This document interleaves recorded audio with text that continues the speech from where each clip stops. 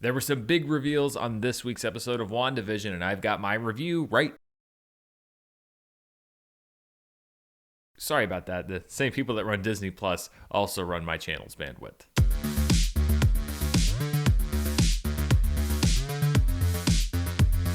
Hello, everybody, and welcome to my spoiler-filled review of episode 7 of WandaVision called Breaking the Fourth Wall. As always, I'm not going to really mess around with a whole lot of non-spoiler thoughts because we are deep into spoiler territory now with each and every episode of the show, so consider this your one blanket spoiler warning for this episode. And it was such a significant episode that many people, including myself, spent about 10 or 15 minutes wondering if we'd even get to watch it tonight because Disney Plus was apparently having trouble keeping up with the demand for this show. It seems to be growing week by week. We talked last week about how we are officially turning into the third act of the show. There are 2 episodes left, and we now have a big reveal on the big bad, perhaps, we'll see, behind everything. So without further ado, and with a final spoiler warning, let's break down episode 7 of WandaVision. This week's episode picks up the morning after last week's, where we saw a dramatic expansion of the Hex, pretty much Wanda's reaction to Vision trying to escape.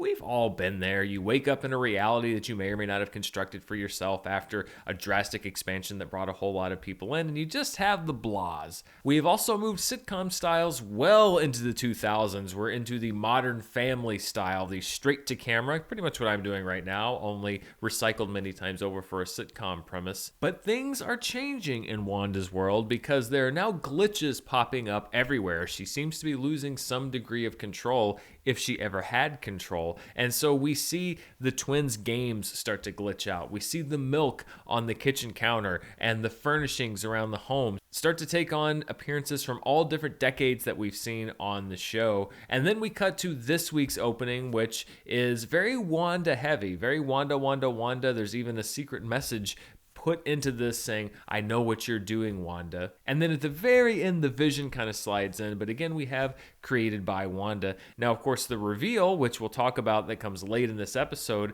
it says created by Wanda, but is it really? Are we seeing the reality that Wanda's constructing for herself, or are we seeing something else? That's a good question for later on. Most of the stuff that happens in this episode is centered either around Wanda in the Hex or around Monica Rambeau, who undergoes some drastic changes in this episode. So let's kind of get all the Darcy Vision stuff out right away because they were in a very kind of transitory episode, literally. We see Darcy in the Hex now. She's part of this circus setup that we saw after the expansion. She's chained up playing an escape artist, but she's not really a part of this reality for very long. Vision wakes her up. She realizes that she is Darcy Lewis, and the two of them hijack a funnel cake truck. And I do have to say, it is a little cruel of Disney and Marvel right now, particularly when you're not able to actually have outdoor carnivals here in the United States, to put a funnel cake truck on TV at 2 o'clock in the morning. Because while I was enjoying this episode, I was also thinking about how delicious a funnel cake would be. So congratulations to Big Funnel Cake. You finally got your big product placement alongside the Baked Lays a couple weeks ago. On the very long drive, Darcy fills Vision in on what happened, the fact that he died and then was resurrected and then died again, and that Wanda had to witness all of this. So Vision is pretty much caught all the way up to what the real world events are. But then we see these obstructions that keep getting put in their way to prevent them from getting closer and closer to Wanda. They assume that Wanda is throwing these things up. Again, it looks like it may not have been, but they're kind of in a holding pattern for most of this episode. The main thing to know is that Vision is now caught up, and then at the end he just flies away to go to Wanda, which you kind of have to wonder, why didn't you do that in the first place? But I get it. Particularly in episodic television, sometimes you have to put your characters in a little bit of a holding pattern because there's really not any room for their actions until the next episode. Back at home, Wanda's continuing to have a very strange day and gets perhaps a little too honest with the twins. First of all, revealing that their Uncle Pietro is definitely not their uncle, which is very confusing to them. And then also saying, "I don't really have any answers to anything, and as a matter of fact, I'm starting to think that life is meaningless." I think this is a refreshingly honest take on parenting. I know that it confuses the kids, but at least it's not all about keeping up appearances. But Wanda doesn't really have to stay on the hook for all of this potentially traumatic talk very much longer because Agnes shows up and offers to give Wanda some her time, a little time for herself, which Wanda happily agrees to in one of the talking heads. But then somebody from behind the camera talks back to her. And it's yet another break where this constructed world that Wanda seems to think that she has full control of, or had full control of, is now acting out of her control. But before she can get too confused, we cut to another commercial. This one is for Nexus, which is basically an antidepressant. And the tagline for this one is, "Because the world doesn't revolve around you, or does it?" When we look at these commercials, they started off as seeming like they were very closely tied to Wanda's experience, as if she herself was generating them. Now it seems like they're almost commenting on what's happening. Now it seems like there is definitely a third party involved that is manipulating things, and perhaps even manipulating this feed, the WandaVision feed. Where is it actually coming from? Is it coming from Wanda? It seems like it was. Evidence suggests that it was. But was it? To be continued. Back in the outside world, we see the information that Darcy sent to Wu about Cataract before she was sucked into the Hex, and it does involve Vision and somehow weaponizing him. That was Hayward's focus. He had been trying to repurpose Vision to reanimate him and use him as some kind of a weapon. This explains why he was tracking Vision so much, why he so desperately wants Vision, and why he's willing to go to any lengths to get into the Hex and get him. The reasons for this weaponization, I think, are still up in the air. I think my theory from last week is still alive, that he may be wanting to use Vision as some kind of protection for people like Wanda, but we will see. I think that question perhaps will be answered later down the line. One question that might have been answered, or perhaps wasn't answered, was this aerospace engineer question. We finally get over the ridge. Monica Rambeau shows up with Wu to get this vehicle that can potentially get her back into the Hex, and we meet Agent Goodner. Is this the aerospace engineer that Monica was talking about, or is that aerospace engineer yet to be revealed? I do have to say that I've been on board most of the time with the mysteries of this show, particularly in the last 4 or 5 episodes. They haven't felt like they're artificially drawn out. It seems like even if they don't answer the questions, that they're making progress toward the solution or the answer to each of these questions as we go. This whole aerospace engineer thing, if the answer is just that it was this Agent Goodner, and perhaps we'll learn more about her later on down the line in the show, this does seem like a little bit drawn out, a little bit something like, oh, we want to get people talking on Twitter, because you have to know what people are going to speculate, especially when you make it such a point of setting up this engineer and then again in another episode and still not revealing who it is. I'm not disappointed per se, but I do think that, if nothing more comes of this, then it will seem like one of those things that they added just to kind of get a little bit of extra oomph going, but not really a whole lot to add to the narrative. However, we still have 2 episodes left, so I don't consider the case closed. If this is the resolution of the case, I'm sure I'll have something to say about it when we wrap up the season at the end of the last episode in a couple weeks, but I'm keeping my mind open right now and saying, yes, it was not a big reveal as some had speculated or perhaps hoped for this episode, but there are still 2 episodes left, so I'm going to reserve judgment until then. We then see inside the Hex where the twins are hanging out with Agnes, and Billy has this line that I think was very interesting. He says, "You're very quiet inside." And this is something that Agnes seems a little bit disturbed to hear, almost as if this is not something that she expected anyone to know about her. And I love the way that you can look at this line both ways, because considering what we find out about Agnes later, I think this could be Billy seeing into her real self, seeing into who she really is. But before that reveal, I think it works as Billy saying, you seem like someone's taking control of you, almost like you're empty inside, or there's something missing inside of you. I think this is an example of a well-written line and a well-written scene that can be viewed 2 different ways based on what you know about the characters. And there's been a few of these in the series so far. I like how these things are written, and this is the kind of mystery I like. Even if it's just resolved later in this episode, it adds this air of wanting to figure out and know what's going on. Then we cut outside the Hex to Monica trying to re-enter with this new sword vehicle that's specially purposed, their most highly shielded space rover, and it really doesn't work much at all. I think she would have been just as well to try to drive a regular car through there. It meets great resistance and then slowly begins to be assimilated. Then the Hex just spits the thing out half chewed up like a bad funnel cake at a fair. I'm sorry, I'm really craving funnel cake. But Monica is not deterred. She sees the Hex, she sees the barrier. Jimmy knows what she's thinking, and she says, you know what? I'm just going to go on through. So she pushes her way through the barrier, and we see this quasi 2001 type journey as she makes her way into the world. We hear voices from her past, including her mother, including Captain Marvel, including Nick Fury. We see her splitting into different personas. We see her face split, and all of these different changes that Darcy said are happening to her as she goes through this barrier for the third time result in her acquiring some kind of ability. Her eyes change and she's able to see the Hex in a new way. It's almost like the way Neo was able to see the Matrix. So we know now that the cellular changes that Monica was going through are have now resulted in some kind of abilities gained. And that shouldn't be too much of a surprise. Number one, because they show her vision literally changing, and also because she does a pretty good superhero landing later on in the episode after Wanda brings her up into the air and drops her down. And really, I don't think anyone that's non-superpowered could do a superhero landing like this. I think this is one of those abilities that all superheroes get no matter what. Monica shows up to Wanda's house and tries to warn her and says that this is about Vision. They're trying to grab him as a weapon. Of course, Wanda just wants Monica out of there and starts to try to throw her out. But then the two of them are actually able to communicate with each other, and Monica seems to actually start getting through to Wanda. She says, sure, go ahead, throw me out of here right now, kill me, do whatever you want. But that would just make you the villain. It would make you the villain that Hayward wants you to be. It would make you the villain that everybody else wants you to be.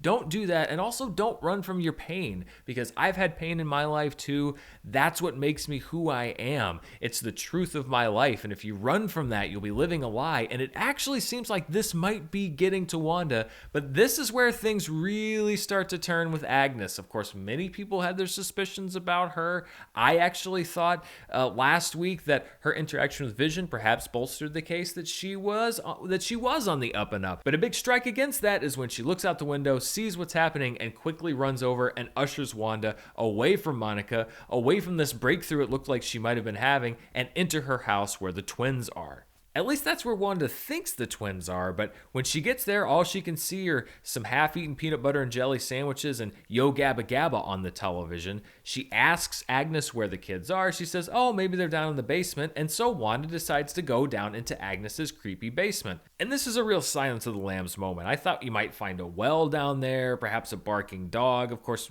Agnes doesn't have a great track record with dogs. We'll talk about that in a second. We see all of these vines going to the subterranean cavern full of different chambers and symbols on the walls. It looks like a spell book or some kind of a hex book with a magical power coming out of it. This is definitely a lair. This is a great lair, and it's a lair for Agnes, who reveals that she's not the only magical person in town and introduces herself as Agatha Harkness. This is a character that I've seen bandied about a lot.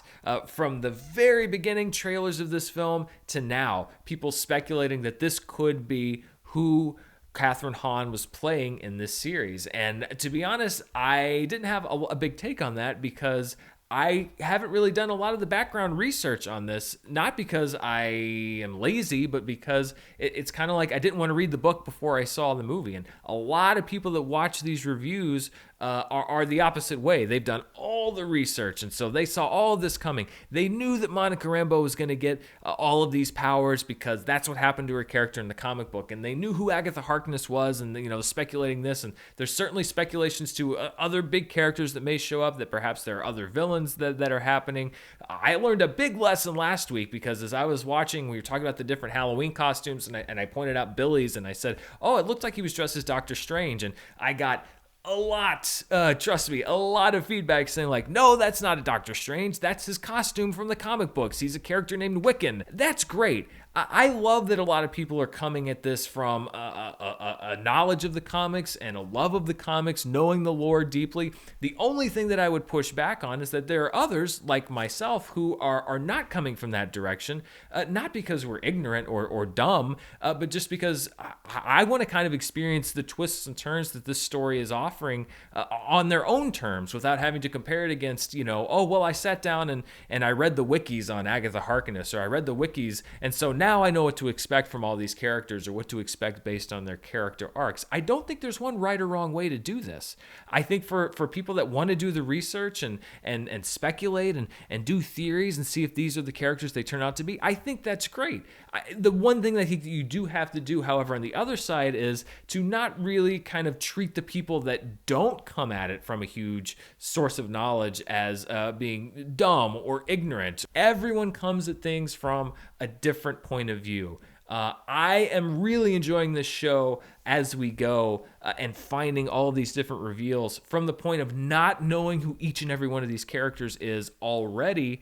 It's just more interesting for me. Game of Thrones, for example, before the last season or so, was a show that I think just about everybody was able to enjoy the same way, whether they had read the books or not read the books. And I didn't see a whole lot of people in season 1 of Game of Thrones when we were talking about Robb Stark that were saying like, oh yeah, that's Robb Stark. He's the guy that gets killed at the Red Wedding. I'm speculating a little bit less in this one because of what happened last week. But full disclaimer and acknowledgement that I do not come at this from any huge comic book knowledge. There are some comic books I know a lot about. There's some comic books I don't know a lot about. This particular one is one I don't know a lot about. It doesn't affect my enjoyment of the show, and I would just say enjoy it however you want to enjoy it, and let everyone else do the same. So after Agatha's big reveal, we get a new intro, but this one is called Agatha All Along. I thought this was a really clever way to do this, to return to these sitcom tropes, have a new theme song, revisiting all of the different eras that we've seen, or almost all of them, throughout the show, and showing what Agatha was doing. We see her at the magic show that we saw in the second episode, working a little bit of her magic. We see her controlling, it seems, Pietro from his big reveal in the 1980s themed episode. So she obviously is behind him showing up in this world. She seems to be exerting some kind of control over him, or at least that's what we're seeing in this intro. Of course, the unreliable narrator now becomes a thing. Are we only seeing what Agatha or Wanda or whoever wants us to see?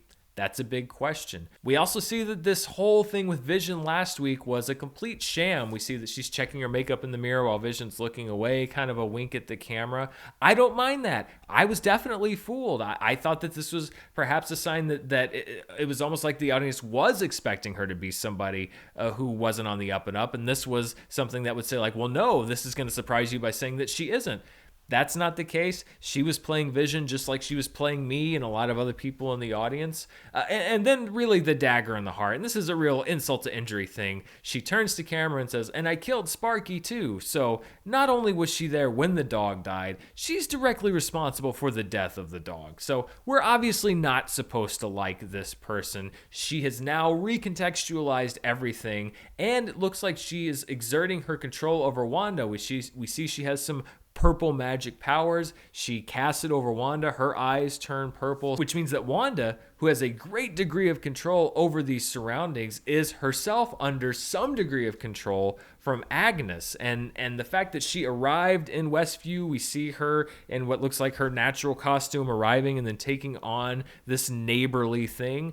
That is a really intriguing question for me, is where does Wanda begin and Agnes end? Was Wanda already running this thing and then Agnes took advantage of it? Is she behind the entire thing? I think we're going to learn a lot about this in the next couple weeks. Then we cut to the credits, but for the first time in this series, we actually do have a mid-credit scene. We see Monica snooping around Agnes/Agatha's house. She opens the door to the basement. She sees these vines going down, that purple magic, and we get our first glimpse of Pietro in this episode where he says, Snooper's gonna snoop. And when we turn and we see Monica's face, her eyes now have this purplish tint. So it seems like she is now going to be in some way under the control of Agatha Harkness's powers. We're left in a very interesting position for next week. I think we're going to see some big reveals, whether it's an hour long or 2 hours long or 30 minutes long. I don't know. The internet certainly seemed to think that this episode was going to be longer. I will say that of all the recent episodes,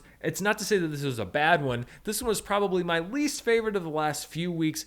Not in a negative way, as in I thought that there's necessarily anything wrong with it, just that this was kind of a link between some of the bigger ones that we've had in the last couple weeks and what I think are going to be a couple of big ones to end the season. When I look back on the show, obviously the big reveal is a very crucial plot point. The episode itself didn't quite engage me as much as the other ones have, but I think when we look at the end of the show, if they're able to nail this landing, it's going to be a means to an end.